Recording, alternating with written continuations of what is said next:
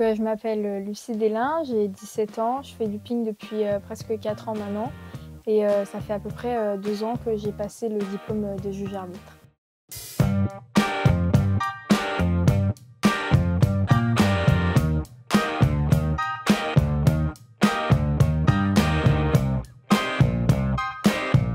Mon père fait du ping depuis qu'il est tout petit et donc quand j'étais petite, j'allais le voir à ses compétitions.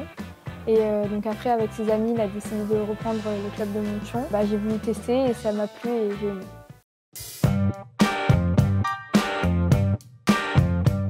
Un moment qui m'a marqué, il y a les JO et il y a aussi donc les rassemblements féminins qu'on organise chaque année. Où il y a vraiment plein de femmes et plein de clubs réunis. Donc on est tous ensemble et en fait on profite, peu importe d'où on vient.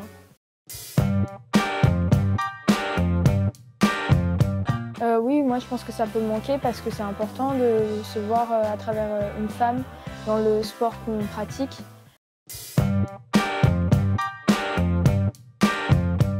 C'est une compétition que j'ai arbitrée, c'était les championnats de France adaptés à Brie-Comte-Robert.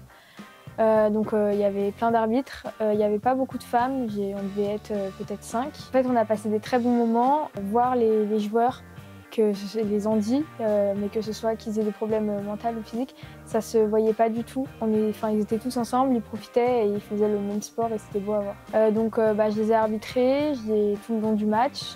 Je les ai aussi un peu aiguillés après pour savoir qu'est-ce qu'il fallait faire, les heures où il fallait revenir et tout ça. Les JO, oui, ça m'a marqué, ça m'a beaucoup plu. C'est vrai que c'était des moments forts dans l'histoire du ping. Là, cette fois-ci, on a été médaillés 2 fois, en simple et en équipe. Et c'est pas tout le temps qu'il y a cet engouement autour du ping, donc c'est beau à voir. Je pense que oui, ils le voient un peu moins comme un sport où on rigole juste. Et aussi comme un sport qui peut être représenté comme une discipline JO, donc. Et un sport qui peut aussi rapporter des médailles à notre pays.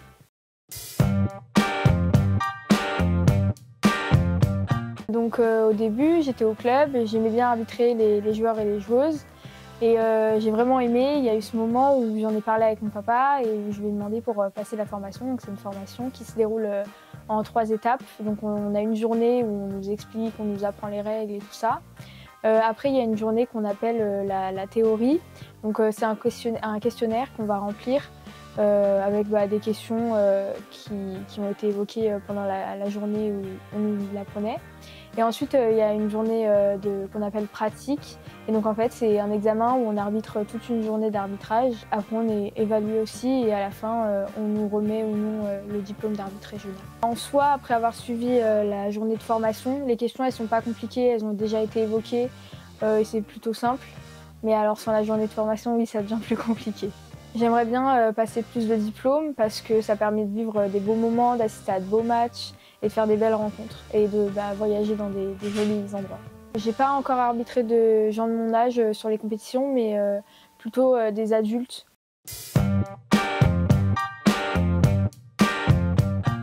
Je vois pas beaucoup de femmes, c'est vrai.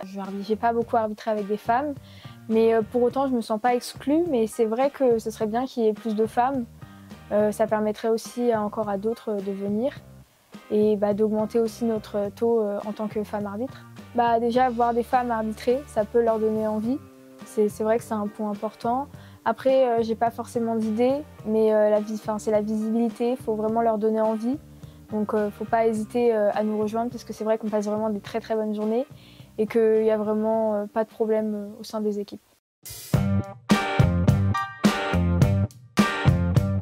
Venez, c'est exactement comme quand vous regardez, il n'y a rien de très compliqué. Faut pas hésiter parce que si ça vous plaît, faut le faire, faut tenter.